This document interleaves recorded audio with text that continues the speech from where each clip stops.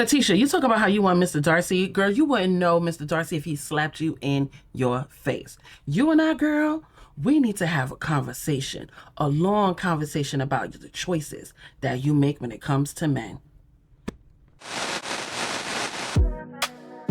From hookups to blowups and everything in between, this is Reality Recap. We've got all the highlights, lowlights, and messy fights. So let's dish.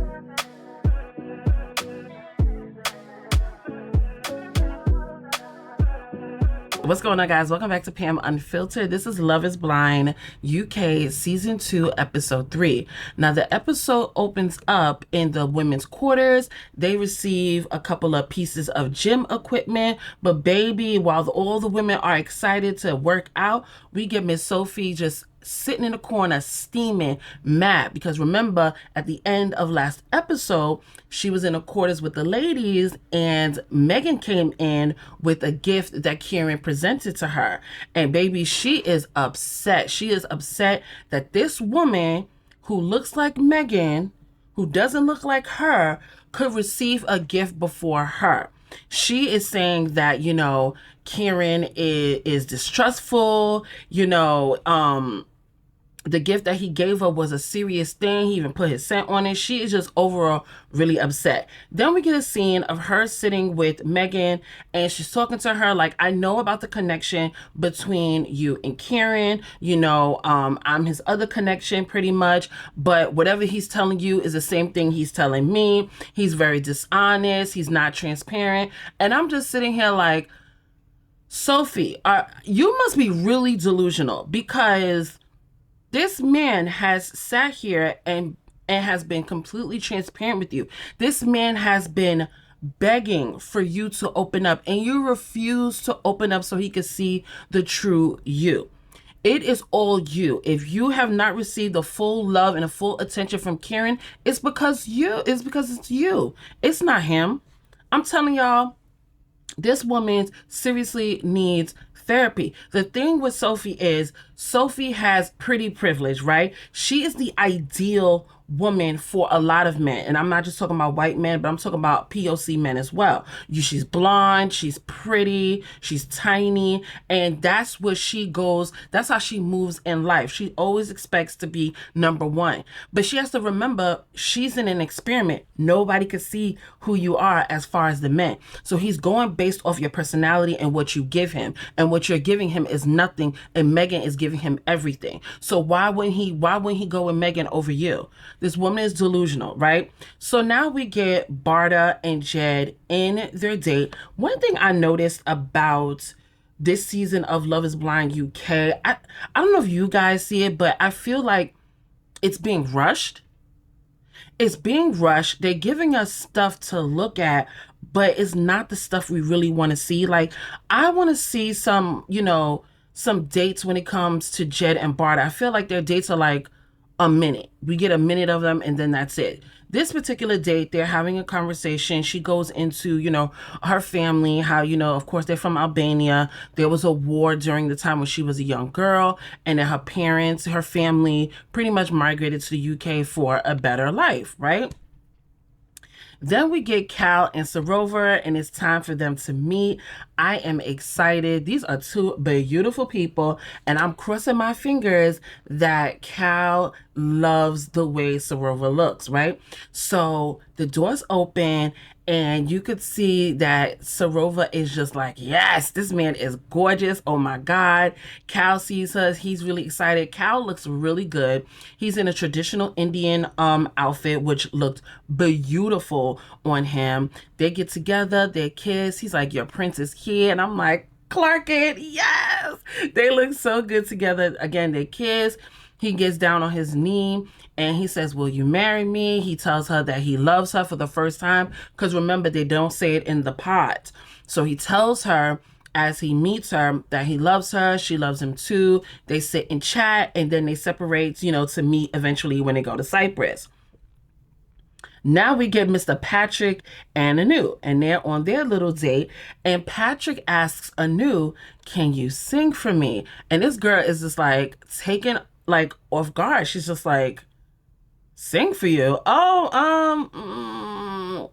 I really don't do that. I did sing for Rod Stewart and stuff, but I try to be humble when it comes to me singing and in my career. And he was not happy about that at all. He was like, listen, I don't do that humble stuff. If you got talent or if you're successful, boast it. Don't sit there and humble yourself for anyone. And she's just sitting there like, um, okay. So then he goes in, he asks her, like, what if your mother doesn't like me when you introduce me? And she's like, well, if my mother doesn't like you, I'm going to have to take her word that you're just not, it for me. And again, you can just see the things turning for him that he's just like, she might not be the one. Right. So he goes and says, first of all, I don't let no one else dictate my life. I do not care. Pretty much, I don't care if my parents don't like you. I like you. I know that you're the one for me. Okay? Even though they're my family, this is my life. And I'm not going to have anyone tell me what to do in my life. Again, she's just like, taken aback by it, but she understands. And then that ends the date. So now we get Demola and Katisha, right?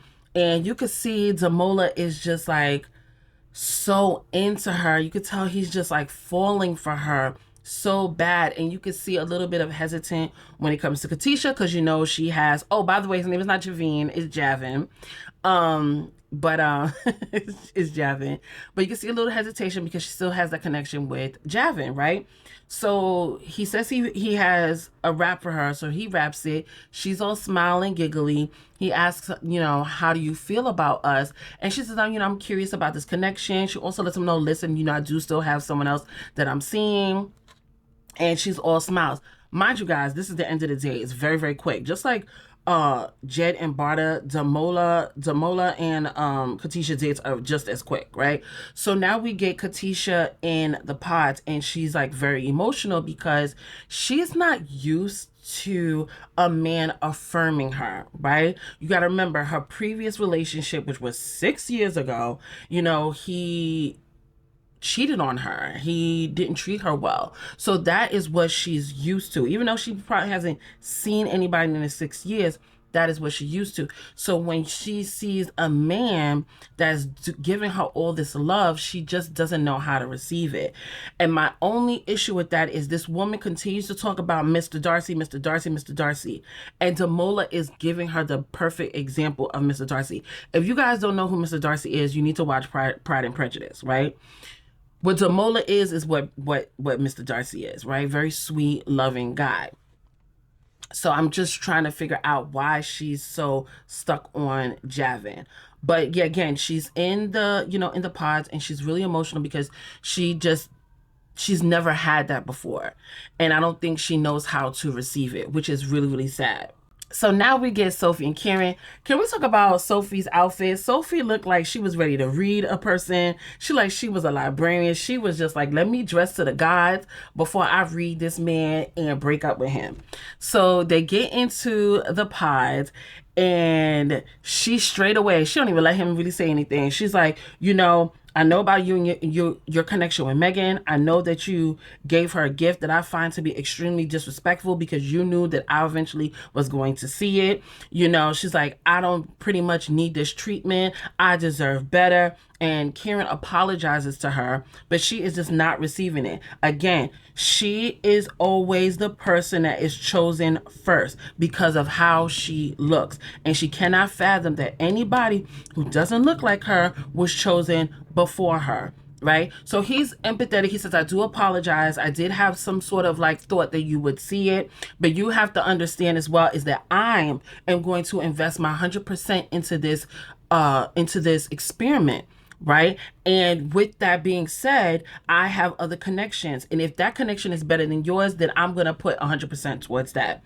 She was pretty much saying like, listen, like, you're pretty much going to regret not putting 100% into me because I know I look good. And baby, she walks out. And I'm just like, toodles, girl, toodles. So she goes into the quarters. She's all dramatic. She's crying. She's like, fuck him and all this other stuff. And then she gets up and she walks, I guess, into this room where the producers are. She's like, take this mic off. And that's the end of Sophie. Toodles, girl. We don't want you around anyway.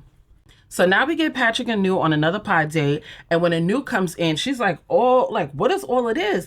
And Patrick's like, we're going to have a little spa day. And it has sushi and it had like masks and stuff. And he said, you know, we're going to have like a long conversation. We're going to really get to know each other. And she's all for it. But when she looks at the mask, she's like, you want me to put that on? And he's like, yeah. She's like, well, I'm not, because I got my face beat to the guards. You could do that all you want, but I'm going to eat this sushi right here. So, you know, they're talking. Of course, Patrick always has to bring up his spleen intuition. This man to me comes off so much like a con artist, a cult leader. I don't know what it is about him that just is not genuine when he talks about that. It makes zero sense. Zero sense. He's trying to be unique and it's not. So, you know, they're talking and then, you know, he asked her to sing again. Yes. He asked her to sing again. And she's just like, no, I'm not going to sing. And he just gets disappointed. So then she asks him, what have I brought to your life since we've been in the pods? And he's like, you know, you've brought like really good energy.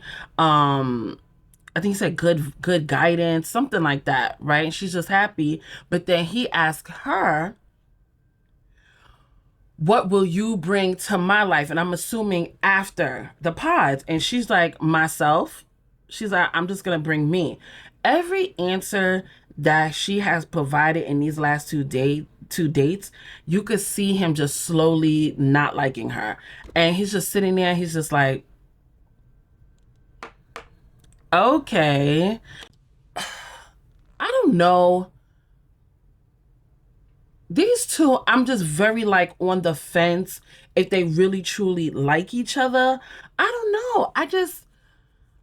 I wonder if they had any other connection. I just seen from the jump that even though they had like little, you know, little things in common, like they're both Nigerian, you know, they're both black, you know, black Brits, but I didn't see really anything else that they had in common. I don't know. I just feel like they was just like prolonging the situation, but they all both had just like gut feeling that either one wasn't it.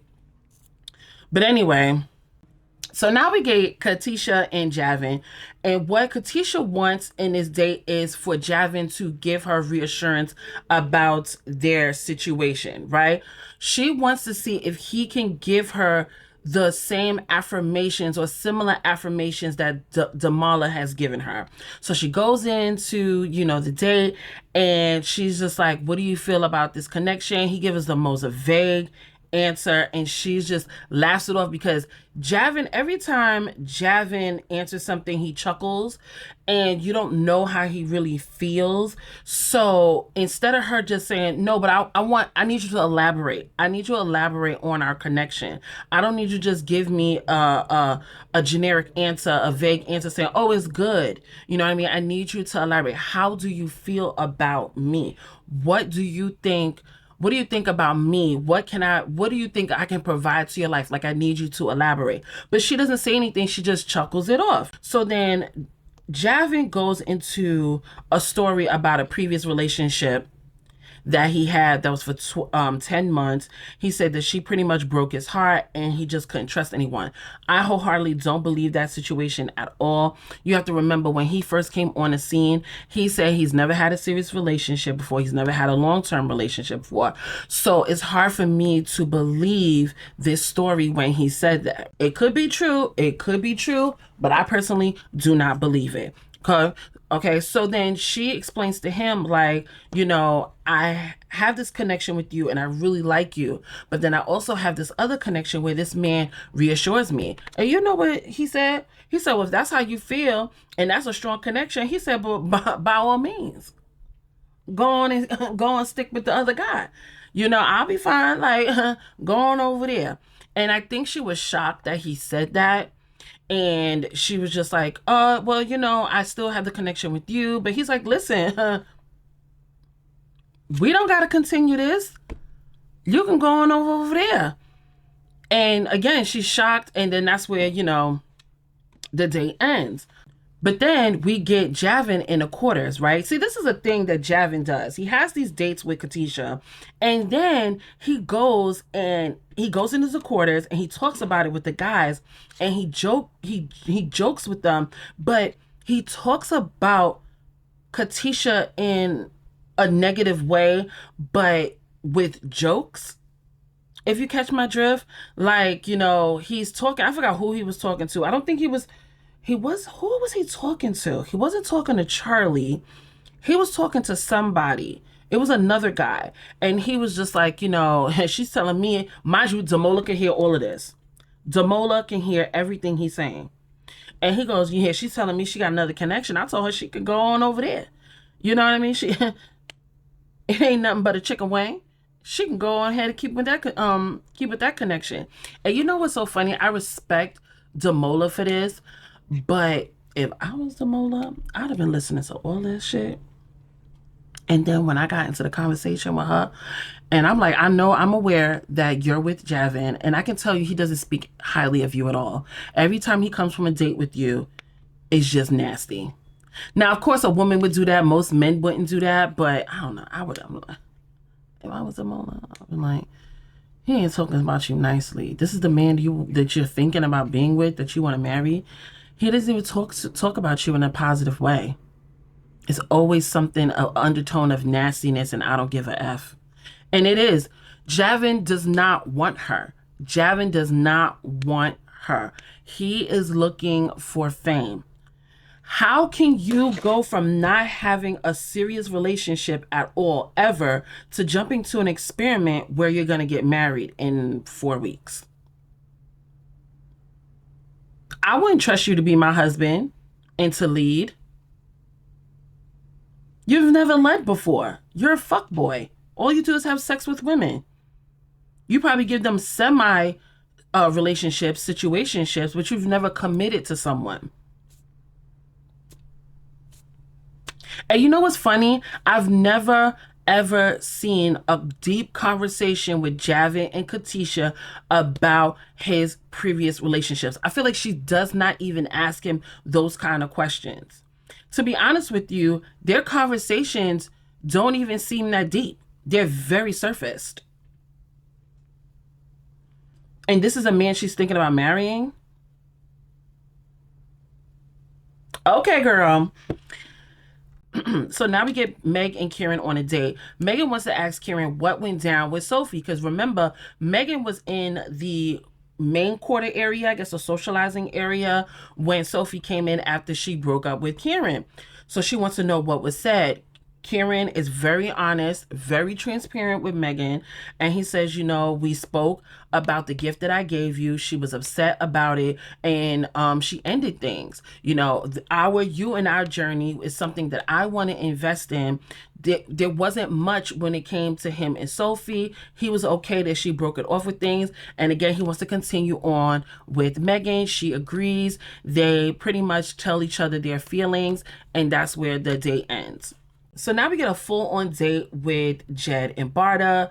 Bardah does the sweetest thing for Jed. She creates this word search puzzle. I don't know how she did that, but that was a really cool date and a really cool gift. So I guess the words are on the side and, he's circling the words, but then she's like, there's a hidden sentence in the word search.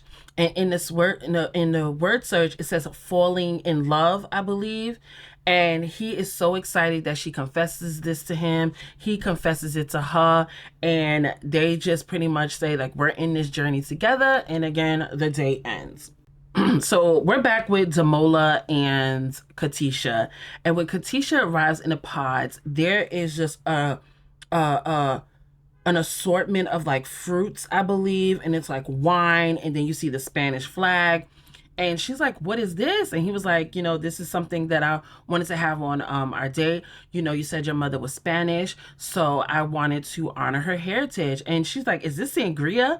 And he's like, yes. And she's just so like, oh my gosh, like, you're so thoughtful. And he tells her, he's like, listen, I think I'm the man for you.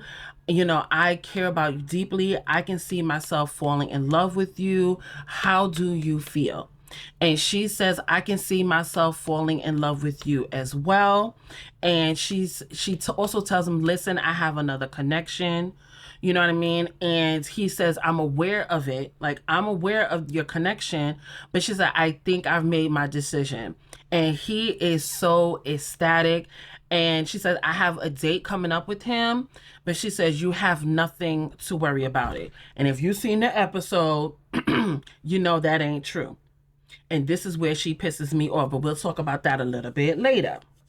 So now we have Katisha and Javen on their date. I feel like I just called her Kristen. Maybe I'm bugging, but if I did, my bad. So Katisha goes into the pods, and she's this cute little flower arrangement, and she's like, "Oh my God, these flowers from you? You know, these little supermarket flowers." And he's like, "Yes, I got you the flowers." And I'm just saying to myself, when he was talking about her previously, I didn't mention it, but when he was talking about her previously in the quarters with the guys, he was like, I don't do grand gestures. So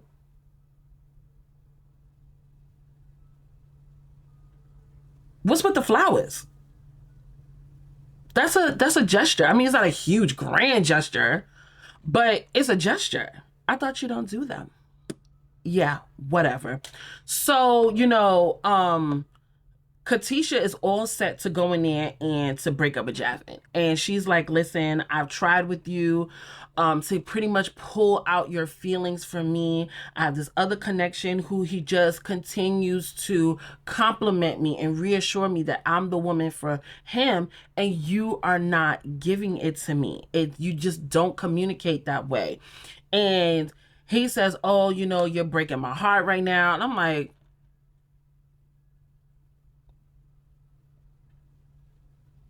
what are you talking about? Like, break what? You have continued to be cold with this woman.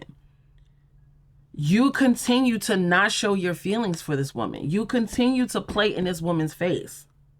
What are you talking about? And he proceeds to tell her, well, if you have that connection, go ahead in that connection. I guess we're done.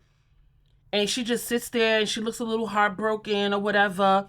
And he's like, you can go now. I'm just going to sit here and sip my wine. And then she's like, I'm going to sit here and sip my wine. And that's when I knew this bitch, and I'm going to call her bitch, I don't care. This bitch was not going to choose Demola.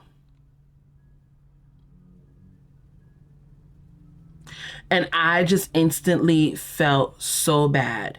So bad for Demola.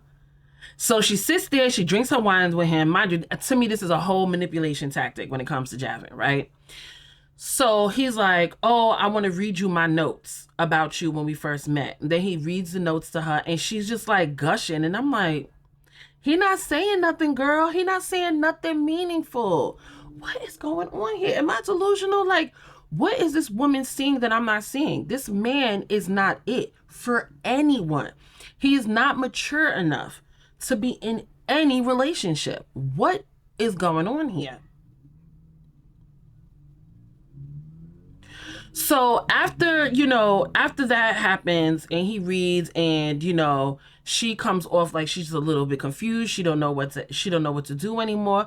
Again, we get Javen in the quarters talking about Katisha and their date. And he's saying, she came in there, she seemed like she was gonna end things. I don't know what she's gonna do. If anything, if we do proceed on, he was like, in order for me to propose to her, she got to propose to me. I just, the maturity level of this guy is so low. I feel like he's like a 15-year-old. It's just like, that is not what this is. What is the purpose of you in this experiment? What is the purpose? It's so odd. And I'm like, what is he saying that she's so attracted to this man? He is not Mr. Darcy. Come on, Katisha. This man is giving you nothing. You have another man that's giving you everything you are asking for and you are praying for, because you never had this in previous relationships. And you are falling for someone who is just like your ex. See, women like her, they want something, but they're not ready to receive it. And at that point, she needs therapy. Therapy is definitely something she needs, because there's just no damn way. You're praying for something. I'm not a religious person by all means. This girl is praying for Mr. Darcy. And your God is telling you, here's your Mr. Darcy. And then you got idiot over here, fuck boy over here, playing in your face. You telling him you have another connection. He said, but by all means, go on over there. I'll be all right. And you said, you know what? No, you're the one. I can't with her. She's just, Katisha, what is wrong with you? Did you have a good male influence in your life? I'm just perplexed. Now, mind you, this woman is 31 years old, and Javen is 28. I can't. So we get Karen and Megan in another date, and this is where Karen is going to propose to Megan, right? And he's so nervous. So when he gets in the pods with Megan, Megan can feel and hear his nervousness, and she reads him a poem to calm him down. And then this is where he's like, are you standing up? And, he professes his love to her, and he says, I want to continue this journey with you. Will you marry me? She says, absolutely yes. He tells her that he loves her, but Megan does not. Megan does not tell him that she loves him. And that's going to cause the tiniest friction down the line, nothing major.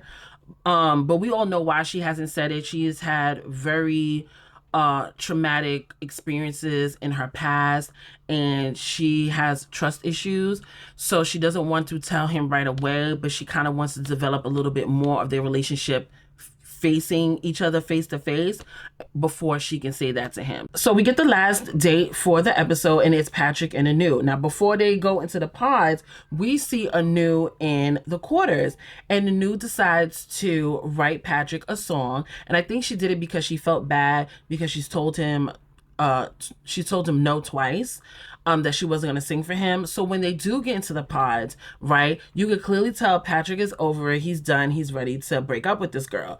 And then she says, I wrote you a song. Can I sing it to you? But he stops her right there. He's like, you don't have to sing anything. He said, but how come the other times when I asked you to sing for me that you said no? And she said, because I wanted to sing from the heart.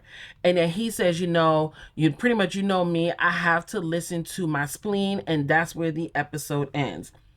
Y'all know he is about to break up with her. I want to know what her reaction is going to be. Is she going to be upset? Is she going to be relieved? I don't know. But what are your thoughts on this particular episode? Let me know down in the comment section, and I'll see you guys in episode 4.